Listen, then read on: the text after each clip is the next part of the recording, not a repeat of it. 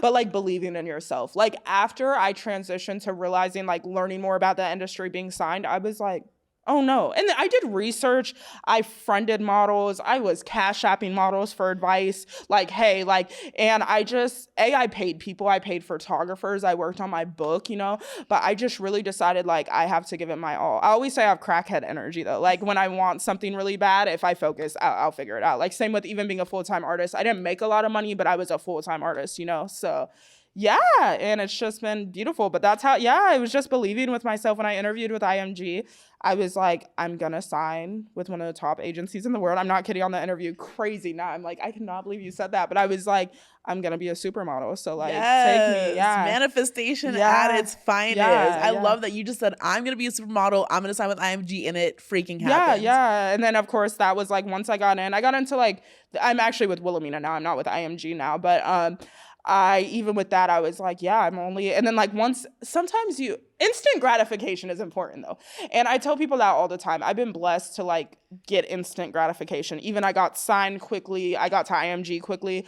But you need to have goals that can get you some sort of instant gratification so you'll keep going. If that makes sense. Right. Like you need it. Even if it's just to get, I need 100 views on a YouTube video, make sure to get it because that's going to keep you going. And so once I got into IMG, I mean, I was like, oh, I'm definitely going to be a supermodel now. You can't tell me anything, you know? And of course I eventually left them. It just wasn't the right fit. But yeah, and now like I'm with 𝐸𝐸𝐸𝐸. I love 𝐸𝐸𝐸𝐸, and they're legendary too. Yeah. 𝐸𝐸𝐸𝐸's a legendary agency too. They've been around forever. No, I'm so happy with them. Like I love them, and now like it's happening, you know? And same thing with them. Like a few weeks ago, they had me come in, and they already knew who I was. Like by the time I signed with them, I had way more experience. You know, I was like, I want to be with a good agency that likes me. But even a few weeks ago, they had me come in and I was like, I want to remind you guys, I want to be a supermodel. So like we had a discussion about what I need to do to be a supermodel. Like, but I think too, when you believe in yourself so much, and it sounds corny, but when you believe in yourself so much, people believe in you because you believe in you.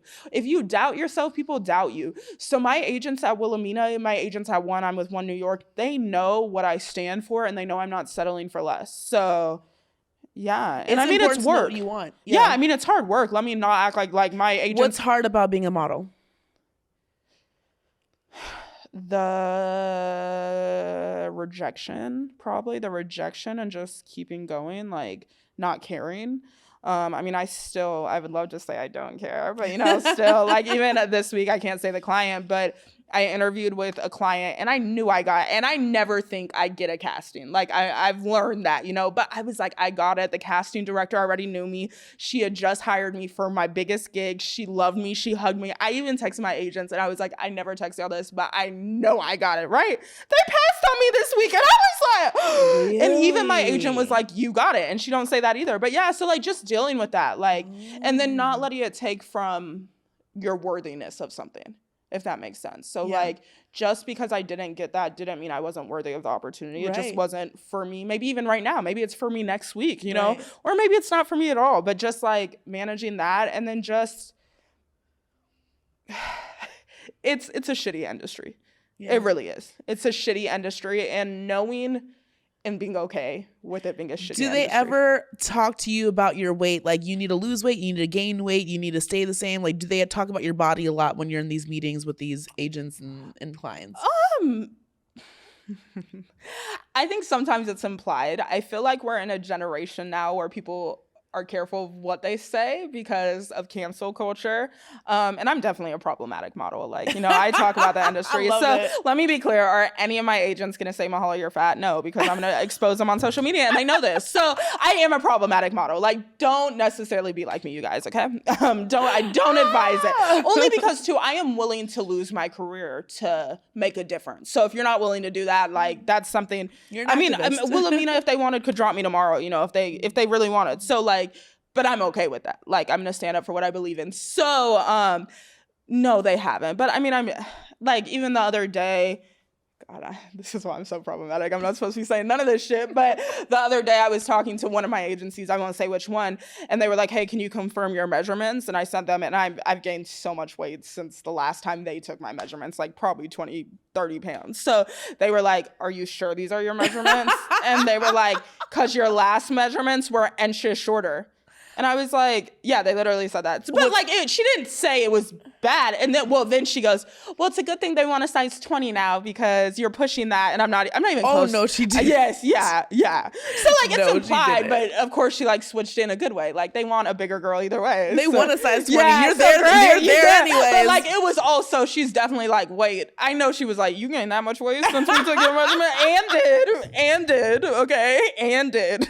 We're here. What we gonna do? Like, you know what I mean? So yeah. And I'm sure though, I'm not gonna lie, this industry is so fucked up.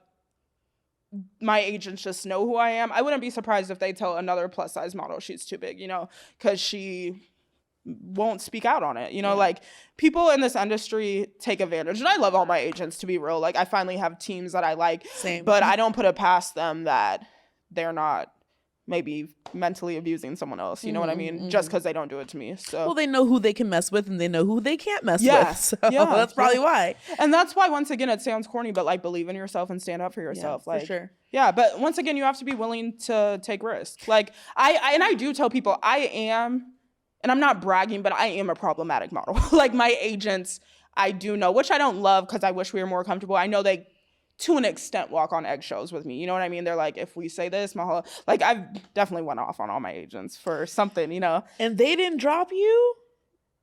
No. Girl. No. But that's what I'm saying. It's a blessing too. But I think I positioned myself, and I've luckily played the right cards at the right time, if that makes sense. So so you're big enough now so you can like say what you want and they're not gonna drop you because you're making them money. And I've been there. I know. Yeah, and I'm not bragging about that because there was a time I wasn't too. Yeah. When I was first just with my mother agent, I stayed quiet for months. Like even when I first got with IMG, I wasn't at a place. Yeah, I was with IMG, but I wasn't at a place in the industry. I didn't have clients. Well, what's some of the coolest like clients and campaigns that you've done as a model so far? So believe it or not, everyone thinks I do a bunch of campaigns. I don't. I'm like ecom girl. Like girl, ecom is the cash cow. That's where all the money is. But I'll be real. Like of course is. I want campaigns. You know, that's of course the end goal. But yeah, I'm an ecom girl. I've actually only done 2 campaigns, actual campaigns. Everything else is ecom. Yeah. Really, honestly, even though like ecom is not as like, you know, in your face billboards and things like that, I love a good ecom client because they keep on hiring you. The checks are fat. Yeah. You know what I mean? You always have like money coming in. I love when I can do ecom. Fit. I'm a fit girl. Like I've been doing fit for 8 years in New York City. And like I've done, I mean, obviously I do campaigns and billboards Who now, are you but signed like, with? I'm with State, Bicoastal, and a manager and like a couple of acting agencies. Dope. You're with State New York or LA? State both. So okay, yeah, dope, so I'm doing dope. both. State Okay. New York and State and Bicoastal New York and LA. Dope. But out here, I'm mostly with Bicoastal and doing LA and things like that. So yeah, so I'm like, it's been really good and I'm like really happy about it. I feel like the last year and a half that I've been in LA, there's not as much fit here as it is in New York because a lot of production happens and goes through New York. But since being out here, there's been a lot of like campaigns that I've been a part of, a lot of shoots. And I'm like, wow. And like, it's so beautiful to shoot out here in LA because you guys have like, like productions will rent out mansions and you can see all of the hills and valleys. I'm just like, it's beautiful. You'll be like on a hill in Malibu for like, it's such a blessing. Yeah, it's like, what world is this? Like I was like 2 months ago, I walked into this like mansion because I was hired to do a photo shoot. And I'm like posing in the kitchen in my little outfit that they had me in. I turn around, I see John Legend. We're in John Legend's house. And I love John Legend. I would have cried. He's actually, no, I'm obsessed with him. Like, I'm actually, no, I'm not. Y'all, not obsessed with money. Legend. I love John. Like, when I tell you, I couldn't breathe and I was posing. Bring me in your house. I'll have dinner with Chrissy. No, like, I'm obsessed. I love him. He was literally microwaving his leftovers and stuffing his face, watching me model in his kitchen. Like, it was wild. I'm like, what is this? Only in LA. You were doing his liquor company? I was doing Chrissy Teigen's Cravings line, and she hired me as her plus size model. I'm actually jealous. Okay, I know. Like I'm envious of you right now. I'm jealous. I was like her first plus size model on her side. I got this cute little robe and these pajamas. It was so cute. I know what their house looks like because I like stalk them. So oh my god, no, that's so beautiful. But that's one thing I do just love about this industry. Like you never know. You meet all types of people. We cross paths. Like it's so dope. You know. I love it. It's also really shitty, but really great. It's also really shitty. And like in New York, you're in like warehouses and that has like it's like, you know, culture and artsiness too, and that's cool. Like we do a lot of warehouse shoots, we do a lot of rooftops. Okay, rooftop shoots are pretty dope. Like I do love the rooftop shoots, but here, just like, oh my gosh, you guys are in heaven here. Like the West Coast is so beautiful. It really you can't beat that. Yeah. So so you do a lot of e-com. I guess that keeps you busy. I saw that you modeled for Francesca Ferrago's She's line. amazing. How did that come about? Tell me all about it.